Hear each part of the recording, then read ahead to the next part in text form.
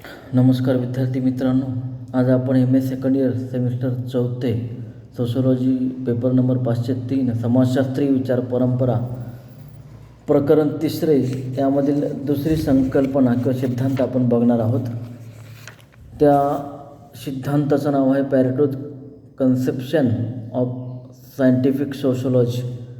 Vilfredo पॅरेटोची वैज्ञानिक समाजशास्त्राची संकल्पना आज आपण बघणार आहोत.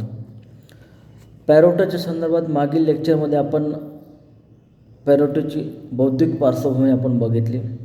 आज आपण पॅरेटोने वैज्ञानिक समाजशास्त्राचा अभ्यास करत असताना त्यांनी अगोदर ज्या अभ्यासकांनी अभ्यास या संदर्भात केलेला आहे त्यांच्या सामाजिक घटनेचे अध्ययन आणि विश्लेषण केले आणि त्यांनी मांडलेल्या ज्या समाजशास्त्राच्या संकल्पना होत्या त्याचा अभ्यास केला.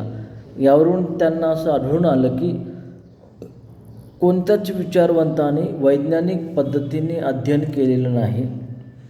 म्हणून त्यांनी असं मांडणी केली की समाजशास्त्राचे अध्ययन हे वास्तविक तथ्याच्या आधारावर केलेलं नाही, ते केवळ तात्विक आणि सैद्धांतिक स्वरूपाचे आहे.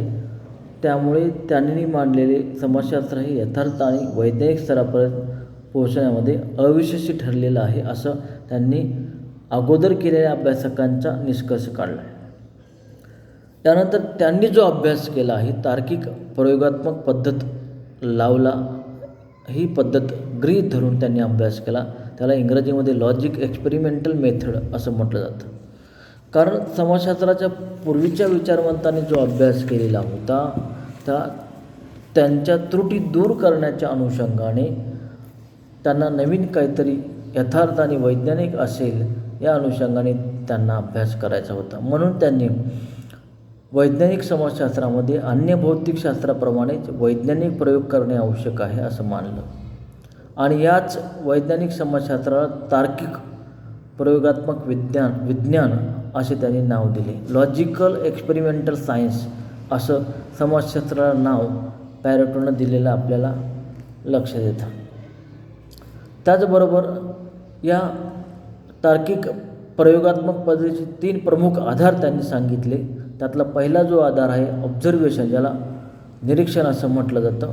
त्यानंतर दुसरा जो आधार आहे ते ऑब्जेक्टिव्ह एक्सपेरिमेंट्स म्हणजे तथ्ययुक्त किंवा वस्तुनिष्ठ आधार मानला आणि तिसरा जो आहे लॉजिकल अनुमान, लॉजिकल कॅल्क्युलेशन असे 3 प्रमुख आधार तार्किक प्रयोगात्मक पद्धतीचे विल्फ्रेडो पॅरेटो यांनी मानलेले आहे.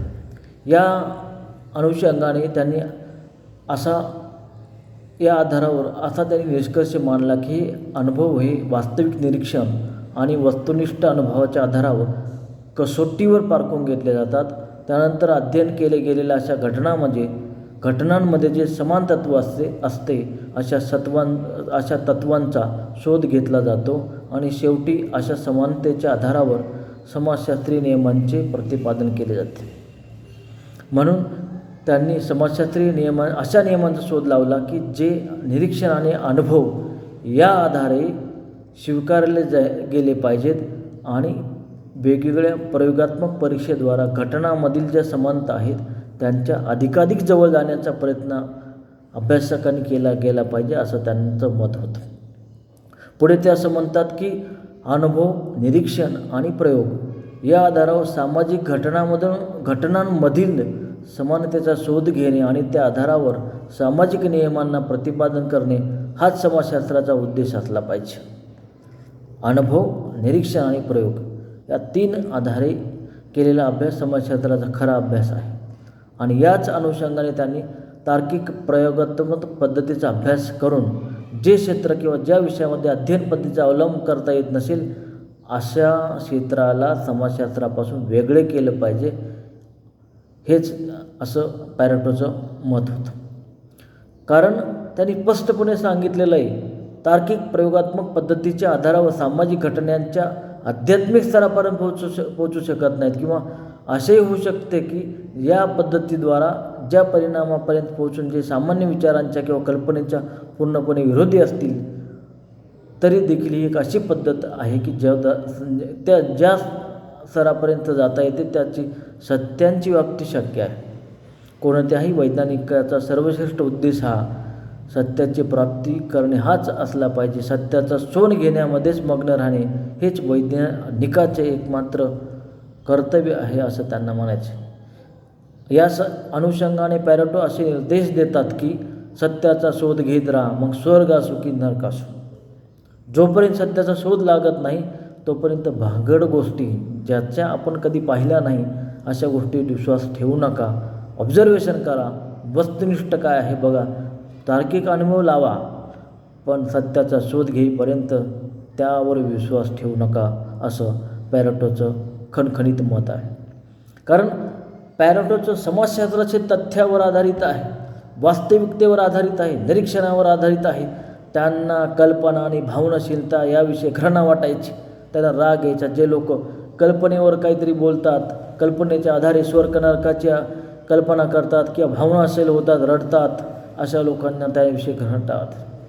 कारण पॅरेटोला असं वाटायचं की असं तत्त्वज्ञान काही कामाचं नाही, जे बघून पाहून तथ्यानं ओळखू शकतं तेच कामाचं आहे. म्हणून त्यांनी तर्क, अनुमान, नैतिकता आणि इतर ज्या वास्तविक तथ्याच्या बाहेरील ज्या गोष्टी आहेत त्यांना वास्तविक तथ्यापेक्षा वेगळं मानलं आणि त्या घटनांचं आपण वर्णन करू शकत नाही असं त्यांनी मानलेलं आहे. म्हणजे एकंदरीत वरील विवेचनावरून असं लक्षात येतं की तार्किक प्रयोगात्मक समाजशास्त्राची पद्धती जी आहे पूर्णपणे नैसर्गिक आहे आणि वैज्ञानिक पद्धतीचा अनुरूप करून वापरली गेलेली आहे. म्हणून या पद्धती ही वैज्ञानिक स्तराला जाण्यासाठी आंतरिक पद्धत आहे. त्याचबरोबर ही जी पद्धत आहे व्यक्तिगत विचार भावनांना दूर ठेवते. धार्मिक, नैतिक, मानवी आणि देशभक्ती यासारख्या भावनापासून अलिप्त राहून केवळ आणि केवळ वैज्ञानिक आधारावरच पुढे गेलं पाहिजे असं पॅरेटोनं मत मांडलेलं आहे. कारण या तार्किक प्रयोगात्मक समाजशास्त्र हे पूर्णपणे वैज्ञानिक पद्धतीवर आधारित असलं पाहिजे. त्यामुळे समाजशास्त्राच्या क्षेत्रामध्ये अनुमान असेल, कल्पना असतील, अंधविश्वास असेल किंवा तत्त्वज्ञान असेल यासारख्या कुठल्याही गोष्टीला स्थान दिलं गेलं नाही पाहिजे. या वैज्ञानिक समाजशास्त्राच्या अंतर्गत भावना, संवेग, अनुभूती इत्यादीचे अध्ययन केले पाहिजे. पण हे अध्ययन करत असताना कोणत्याही परिस्थितीमध्ये सामाजिक घटनांचे अध्ययन करत असताना भावना, संवेग आणि अनुभूती या गोष्टींचा आधार घेता कामा नये असे प्रतिपादन पॅरेटोने केले.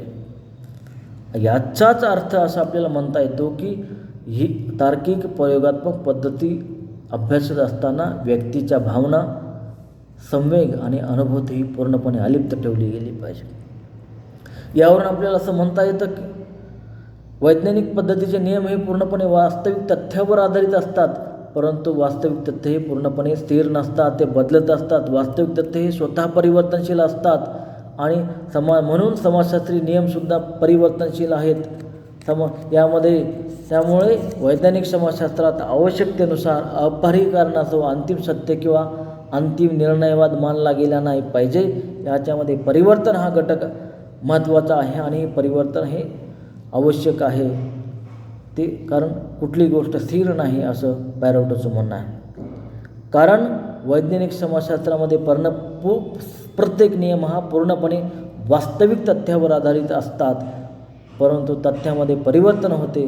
तथ्य बदलण्यामुळे किंवा नवीन तथ्य समोर आल्यामुळे जुने सामाजिक नियम बदलले जातील आणि त्यामध्ये सुधारणा होईल. म्हणून पॅरेटोच्या मते समाजशास्त्रामध्ये निरीक्षण, परीक्षण हे सतत सुरू असले पाहिजे. त्यामुळे नवीन सामाजिक नियम मांडले जातील आणि जुन्या सामाजिक नियमाला तपासले जाऊन त्यामध्ये सुधारणा होतील किंवा त्यामध्ये परिवर्तन होईल किंवा ते नष्ट होतील असं त्यांना वाटायचं. या अनुषंगाने पॅरेटोने वैज्ञानिक गोष्टीला जास्त महत्त्व दिले. त्याचबरोबर सामाजिक घटनांचे निर्धारित करत असताना कुठल्याही घटनेचा केवळ एकाच बाजूचा प्रभाव पडत नाही, तर प्रत्येक तथ्य वा घटनेचा इतर तथ्य वा घटनावर किंवा सर्व तथ्यांचा प्रत्येक घटनावर तथ्यावर प्रभाव पडत असतो असं त्यांनी मानले. या संदर्भात उदाहरण देत असताना ते असं म्हणतात, समाज व्यक्तीच्या व्यक्तिमत्वाच्या निर्मितीमध्ये मदत करून त्याला एक सामाजिक रूपात विकसित करतो. त्याचप्रमाणे व्यक्तीचे विकसित रूप हे समाजाच्या स्वरूपाला निश्चित करते. म्हणजे व्यक्ती आणि समाज हे परस्परावर अवलंबून आहेत आणि याच्याच अनुषंगाने एकमेकाचा आणि घनिष्ठ संबंध आहे असं त्याला म्हणायचं. म्हणजे समाज व्यक्ती तयार करतो, व्यक्ती समाज तयार करतो आहे, एकमेकाशी परस्पर संबंधित आहेत असं पॅरेटोने म्हणले. याच अनुषंगाने याच सिद्धांताची काही वैशिष्ट्ये, वैज्ञानिक समाजशास्त्राची वैशिष्ट्ये पॅरेटोने सांगितली ते आपण बघू. त्यांचं एकूण 4 वैशिष्ट्ये त्यांनी सांगितलेली आहे. त्यातलं पहिलं वैशिष्ट्य आहे वास्तविकतेचे अध्ययन. पॅरेटो आपल्या समाजशास्त्रामध्ये शुद्ध विज्ञानाप्रमाणे काय राहिले, काय आहे याचे अध्ययन केले पाहिजे किंवा केले जाते. काय असेल किंवा काय झाले पाहिजे यापासून संशोधकांनी अलिप्त राहिले पाहिजे, कारण काय असेल आणि काय झाले पाहिजे यासंबंधीचे संपूर्ण अध्ययन हे अनुमान आणि कल्पनेवर आधारित असल्यामुळे त्याचा समावेश विज्ञानात केला गेला नाही पाहिजे असं स्पष्ट प्रतिपादन पॅरेटो यांनी केलेलं आहे. त्यांचं दुसरं वैशिष्ट्य आहे पूर्वकल्पनावर आधारित असू नये. समाजशास्त्राला आपला वैज्ञानिक स्तर कायम ठेवायचा असेल, कोणत्याही आधार किंवा पूर्वकल्पना यावर काम करू नये असं त्यांनी स्पष्ट सांगितलं. हे तर त्यांनी कोणती गोष्ट किंवा कुठली घटना जर स्वीकारली जात नाही तोपर्यंत, ती घटना किंवा गोष्ट वास्तविक प्रमाण किंवा तथ्याच्या आधारावर खरी उतरत नाही तोपर्यंत ती स्वीकारू नये, कल्पनांना थारात देऊ नये. जसं मीठ खाल्ल्यानंतर किती जणांना द्या, किती वेळेस द्या, ते खारटच आहे, याचा अर्थ मिठाची चव खारट आहे असं प्रमाण जोपर्यंत सिद्ध होत नाही तोपर्यंत कल्पना किंवा पूर्वाधार याला कुठलाही थारा देऊ नये असं त्यांचं मत आहे. त्यानंतर तिसरं जे वैशिष्ट्य आहे पारस्परिक निर्भरता आणि कार्यात्मक संबंध. वैज्ञानिक समाजशास्त्रात सामाजिक घटनांच्या अध्ययनात पारस्परिक निर्भरता आणि कार्यात्मक संबंधाचा स्वीकार केला जातो. त्याचप्रमाणे गुणात्मक तथ्यावर अधिक अवलंबून न राहता संख्यात्मक किंवा परिणामात्मक तथ्यावर सामाजिक घटनांचे विश्लेषण आणि विवेचन केले गेले पाहिजे या विचारांना त्यांनी प्राधान्य दिलं. निरीक्षणाच्या आधारे तथ्य एकत्रित करत असताना प्रत्येक व्यक्तीने केवळ आकस्मिक, अस्थिर आणि अनिश्चित तथ्याचे विश्लेषण केले नाही पाहिजे, तर वास्तविक तथ्यावर आधारित घटनांचे विश्लेषण केले पाहिजे असा विचार पॅरेटोनं आपल्या वैज्ञानिक समाजशास्त्राच्या वैशिष्ट्यामध्ये मांडलेला आहे. त्यानंतर चौथं जे वैशिष्ट्य आहे ते आहे समानतेच्या आधारावर सामाजिक नियम बनले पाहिजेत. वैज्ञानिक समाजशास्त्राचे प्रमुख कार्य काय आहे, उद्देश काय आहे? घटनांचे वर्णन करणे आणि त्यामध्ये आढळणाऱ्या समानतेच्या आधारावर सामाजिक नियमांचे प्रतिपादन करणे आहे. म्हणून सामाजिक नियोजन करणे आणि मार्गदर्शन हा वैज्ञानिक अध्ययन समाजशास्त्राचा उद्देश नाही, तर विज्ञानाचा प्रगतीचा अर्थ अधिकाधिक यथार्थ आणि निश्चितता प्राप्त करणे हा आहे. म्हणून निश्चिततेची प्राप्ती कधी शक्य आहे? ज्यावेळेस सामाजिक तथ्याची संख्यात्मक आणि परिणामात्मक अभिव्यक्ती होऊ शकेल. म्हणून वैज्ञानिक समाजशास्त्र हे क्रमाक्रमाने अधिकाधिक समाधानकारक निष्कर्षापर्यंत कधी येईल? ज्यावेळेस वास्तविक घटनांचा अभ्यास केला जाईल त्यावेळेस सत्यता प्रकट होऊ शकेल. त्याकरिता ज्या प्रयोगाद्वारे परीक्षा होणं शक्य आहे अशाच गोष्टीची आवश्यकता तपासली पाहिजे. अशा तथ्यांची परीक्षा घेऊन सत्य शोधलं पाहिजे असं पॅरेटोला म्हणायचं. म्हणजे पॅरेटो यांनी अभ्यास करत असताना समाजशास्त्राबरोबर इतर विशिष्ट अशा विज्ञानाशी त्यांनी घनिष्ठ संबंध जोडलेला आहे, नैसर्गिक शास्त्राशी त्यांनी संबंध जोडलेला आहे. म्हणजे एकंदरीत पॅरेटोच्या या सिद्धांतामध्ये असं लक्षात येतं की समाजशास्त्राचा जो विज्ञानाचा दर्जा प्राप्त करून देणे आहे तो त्याचा मुख्य उद्देश होता. त्यामुळे त्यांनी तार्किक प्रयोगात्मक पद्धतीद्वारे तथ्याचे अध्ययन केले गेले पाहिजे याला प्राधान्य दिले. त्याचबरोबर समाजशास्त्राचे जे अध्ययन आहे, निष्कर्ष आहेत किंवा परिणाम जे आहेत पूर्णपणे वास्तविक तथ्यावर आधारित असले पाहिजे. त्याच्याने वास्तविक निरीक्षण आणि प्रयोगाद्वारे परीक्षण केले गेले पाहिजे. आणि विशेष म्हणजे हे अध्ययन करत असताना त्यांनी अनुमान, भावना, सिद्धांत, संयोग, पूर्वकल्पित धारणा यापासून मुक्त असले पाहिजे असं आपल्या सिद्धांतामध्ये पॅरेटोनं प्रतिपादन केलेलं आपल्याला पाहायला मिळतं. हा जो सिद्धांत आहे इथं आपला संपतो. पॅरेटोचा पुढचा जो सिद्धांत आहे तो पुढच्या लेक्चरमध्ये आपण बघणार आहोत. तुर्तास इथे आपण थांबू. धन्यवाद.